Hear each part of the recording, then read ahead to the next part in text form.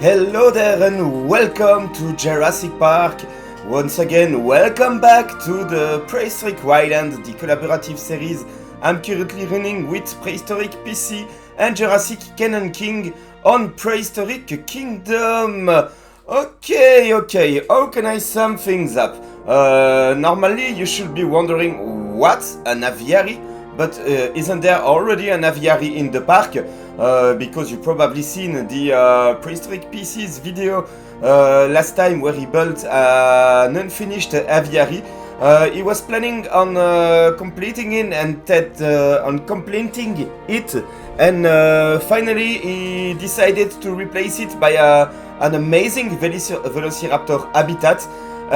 So the funny thing is that I had an idea in mind for an aviary, but I was really glad that he made one.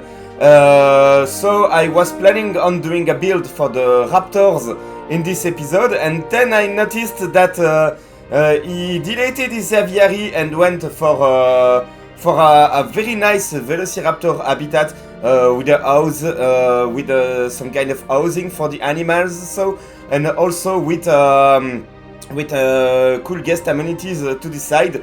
And so as he deleted his aviary, I decided to make an aviary myself, because I had an idea in mind for a very long time about aviaries that I really wanted to try. And during my break, my holiday break at work, I had a 2 week of vacation, and I took advantage of these 2 weeks to go to Paradisa. This is a zoo in Belgium, to see the animals and to get some kind of inspiration for an upcoming build.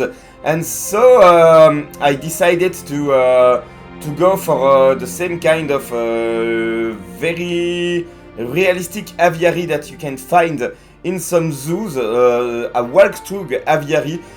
This is something I had in mind for such a long time inside of Prehistoric Kingdom that I'm really very happy that I could make it. This is inspired by the aviaries that you can find in Paradisa.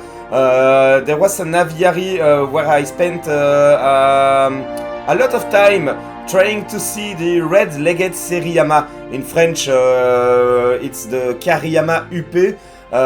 This is a bird with a very specific claw on the feet.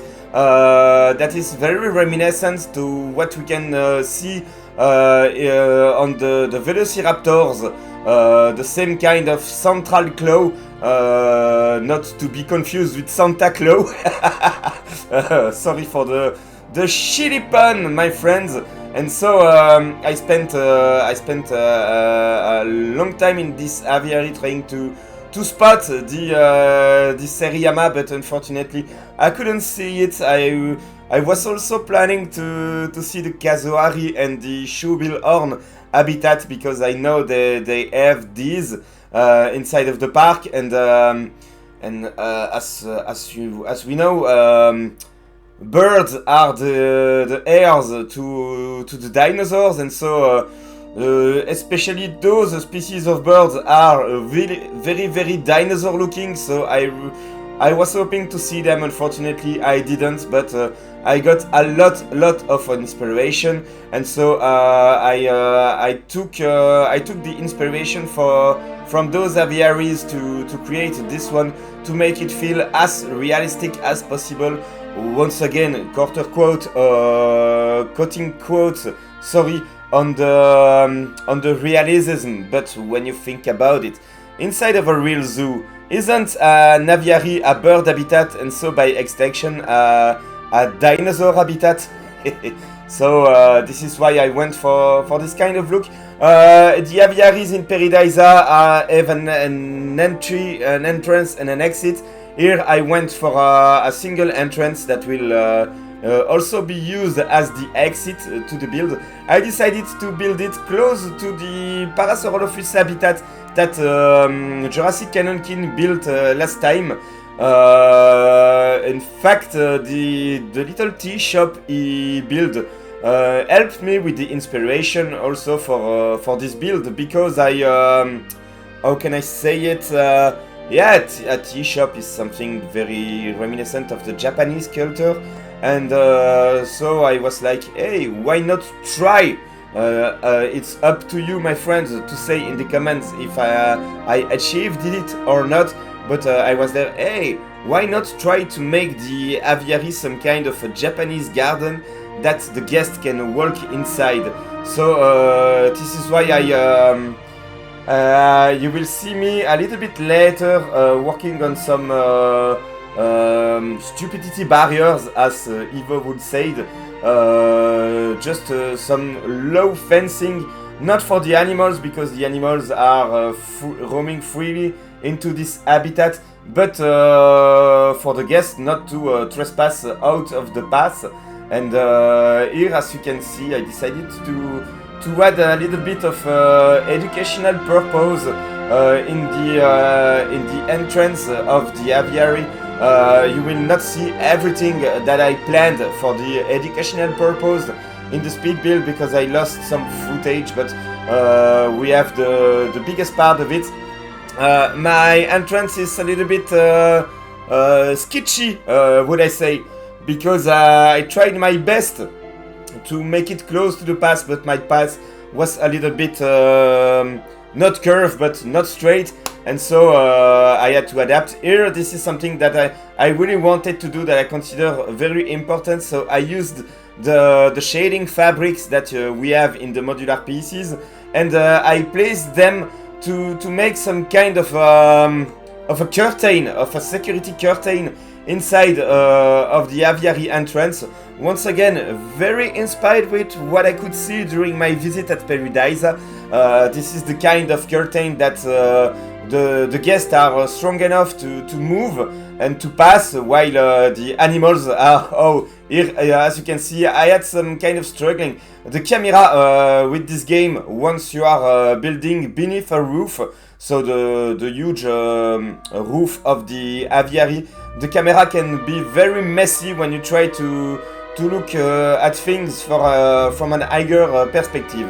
So the entrance on the guest side, on the path side, is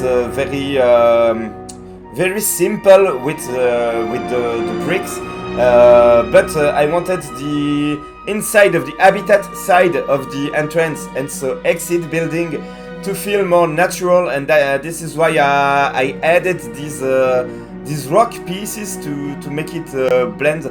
I had a few hesitation with whether I should use glass or the mail pieces. I think this is mail.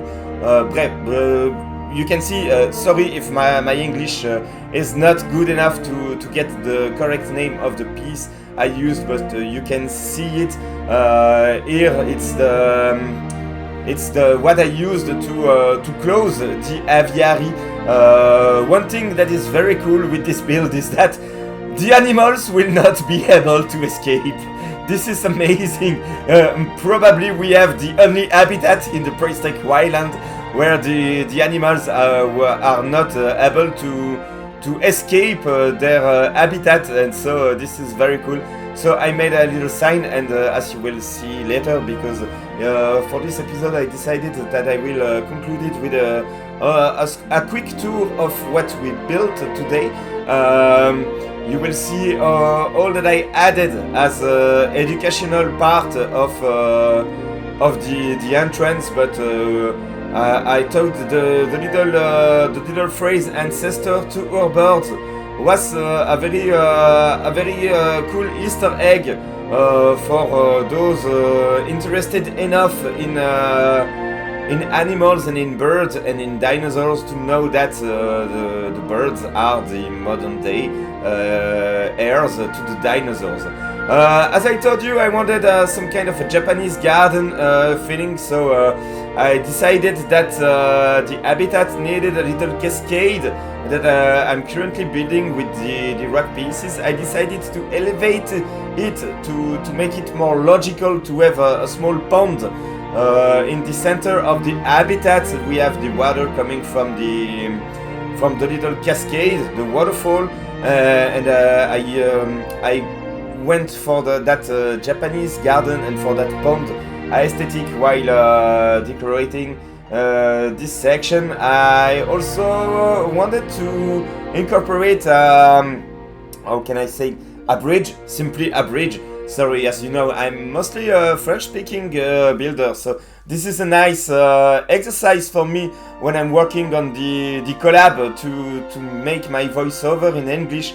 And so I'm really sorry if from time to time I can be hesitant or saying some I won't say bullshit, but to mess up with my words when compared to a native English speaker. So here I'm building the bridge. I'm simply using this Stone Age wooden floor pieces that I'm editing, and so honestly, I'm not gonna lie, I really like how this small bridge turned out. As you can see, I even managed to make a ramp for the guest not to fall in the water. This is not deep water at all, but it's still dangerous. You have the rocks and everything, so we need this stupidity barrier, once again, as Evolution Square will say, because otherwise the guest would be trying to get inside of the water. I guarantee it. From my personal and professional experience, I guarantee it. Here you will see some editing because it took a lot of time to create this, as I said, this kind of roped fence that is here mostly for the aesthetic, because the aviary animals are not very able to move in every kind of direction, and so I edited this build. So I cut the recording once I've put a few of those poles and the rope to not make it too boring for you guys. So don't be surprised if you see the video going forward, and then we have the whole path that is surrounded by those ropes and pillars. So it was just to not make it too boring for you and to start working on the decoration of the habitat. When I'm at it, there is a little complaint that I want to address. I don't know if the developers from Prehistoric Kingdom would be listening to that video, but who knows. I have a small rant, but a subtle and gentle one. It's about the aviary pieces pre-built that we have in the game. So the tree where we can spawn the animals. Before it was possible to change the kind of tree we had in our pre-built aviary. Doesn't matter if we used the how can I say, the building or just the trees. We could adapt the natural aesthetic of the trees, and so if I'm not wrong, I think we could also change the kind of tree they are perching on.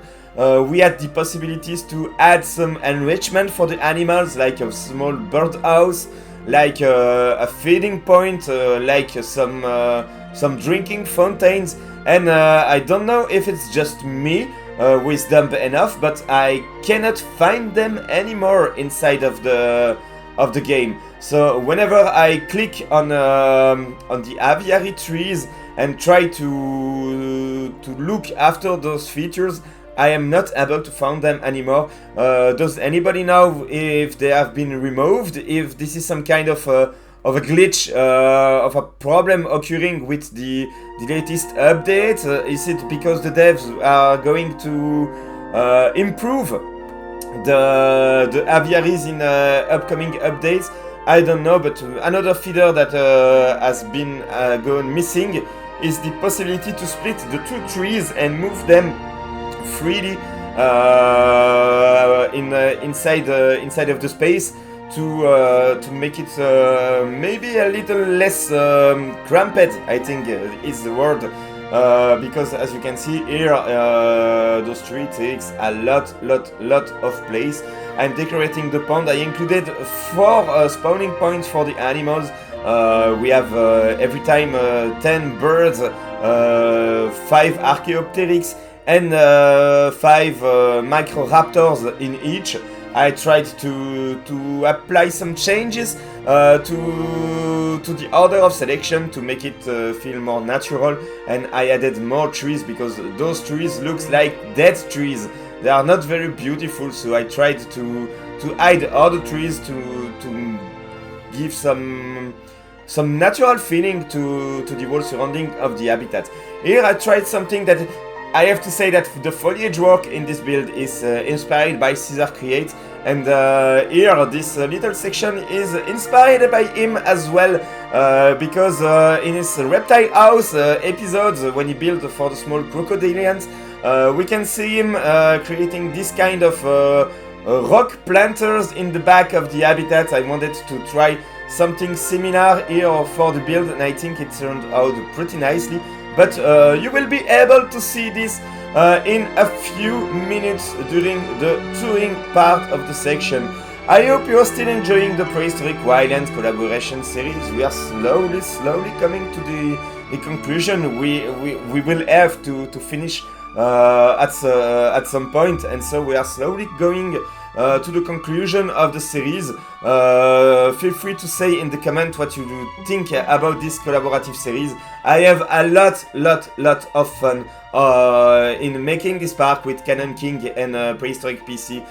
This is very wonderful because each builder style can make the park shine in coordination with the other builder style, and this is something very cool.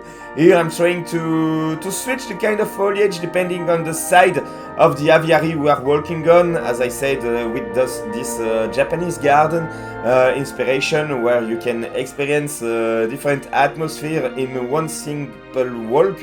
It was very cool to be able to make a walkthrough exhibit in this game, because I don't think we have any possibility to make the animals stay in a place when there is some guest connection to walk into the habitat, because honestly I would pet a Lealina Zora if I could, and those animals are the perfect petting zoo species for Prehistoric Kingdom, but unfortunately it's not possible to do it. So I was very happy to find a way to work around the limitation and create a walkthrough exhibit.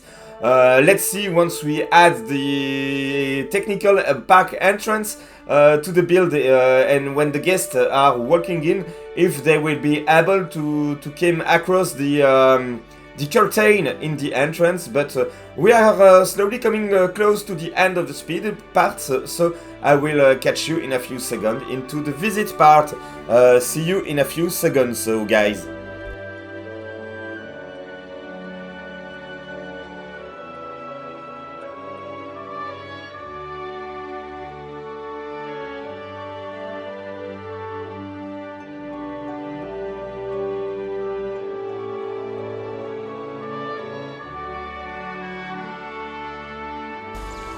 And as promised, we are back for the small visit. We are here at the tea shop that Canon King built in his latest episode. As you can see, the aviary is down there. Oh, I'm struggling a bit with the camera controls in this game when it comes to making tours. I wish we could have a first-person mode like in Jurassic World Evolution. That would be very nice. So as you can see, we have this path, this stairway that is some kind of Led Zeppelinish to me, because it really looks like a stairway to heaven to me.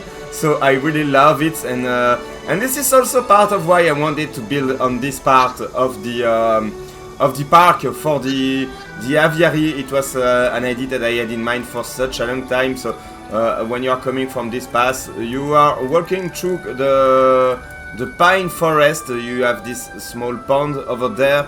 You have the nature that is surrounding around, and then you are welcomed by this rock section showing some bits of the aviary. You can walk on this wooden path. You can enjoy the Parasaurolophus when they will be back into the park, because you know we had to delete the animals. Luckily, as I used aviary creators, I don't have to worry about them escaping. This is very nice. So I put some planters in front of it. I think the planters are maybe a bit overloaded, but this is to bring some kind of contrast and elevation to this section. I was hesitant on building a toilet over there, but I ended up not doing it to keep the natural feeling of the whole section. And so as we enter our aviary, we have the small donation box just over there, just like in real zoos. We have the ancestor of our bird sign with the paleontologist keeper figure to give some kind of educational topics. I could have added some text of some lines of text just here, just blank lines. Sorry, to give the illusion that there is something written. Here we have the silhouette of the animals we will be looking at. I can see that my rocks are merging a little bit too much, but that's not a problem.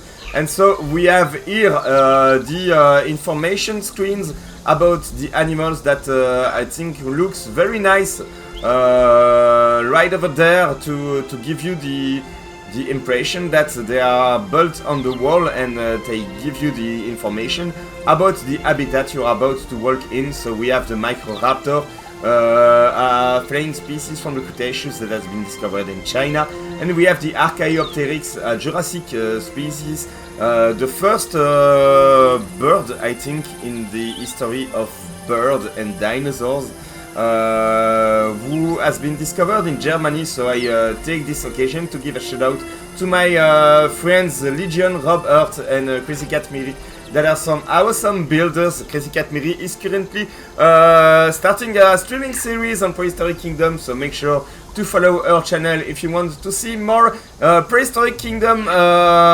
footage. So we will pass the curtain and we are now into the aviary. The game is a bit laggy. I think I went a little bit too hard with the decorations over there, and we will go straight to the right. We can see here already some flying species roaming around their trees. We have this lovely pond here with the small cascade. We can see the bridge. It's a small place, but it's heavily charged, and it already feels very big and natural for those animals. So here we have another trees with some of them. Oh, we have Microraptor that just flied in front of us. I tried to give each corner a special vibe. Here we have the small bridge that we can cross up with this lovely view. I hate this camera control for mimicking first-person perspective. Here we can see them from the bridge. We can also have a look at the cascade.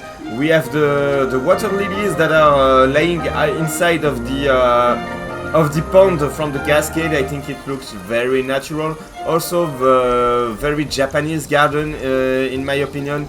And so we are going along nicely with this natural path. This path was very had a huge role in why I wanted to create this habitat. So here we have another perch of trees with, as I explained, the rock planters, quote unquote, in the back, inspired by some Caesar's build. Once again, Caesar was a huge inspiration for this whole aviary, and so we complete the tour. We go beneath the pass. We will hope we will not take a dump on us. This small Archaeopteryx, we can maybe try to have a closer look at him. He is very beautiful. I love the flying species in this game, and I really wish that we can have more of them in the upcoming future. And so we are going back to the entrance. Oh, they can also walk on the ground. That's amazing, and climb on the tree. This is a Microraptor when compared with the... Ah, here we have a comparison that is possible with the animals. I really love them. They look amazing, and I can't wait for Prehistoric Kingdom developers to add more flying species or small exhibit animals. That could be a nice option for the Compsognathus, for example, to join the roster of the game. And when you came out, bing, you have this lovely Parasaurolophus habitat. You can keep this Japanese vibe by walking this stairway to heaven and to enjoy a hot cup of tea while watching inside of the Parasaurolophus habitat. This section turns out very lovely. I think the next episode in the collab will be my last addition to the Prehistoric Wildlands. As I told you, we are coming slowly to the end of the project, and so I have a little surprise for you for my final build. All I can say is sail, and I think you will get the hint to imagine what I could build in my next episode. So if you want to see it, don't forget to subscribe to the channel so you can be notified whenever I upload a video. But don't forget also to subscribe to Prehistoric PCs and Jurassic Cannon King channels, and I will see you in the next video. Bye guys!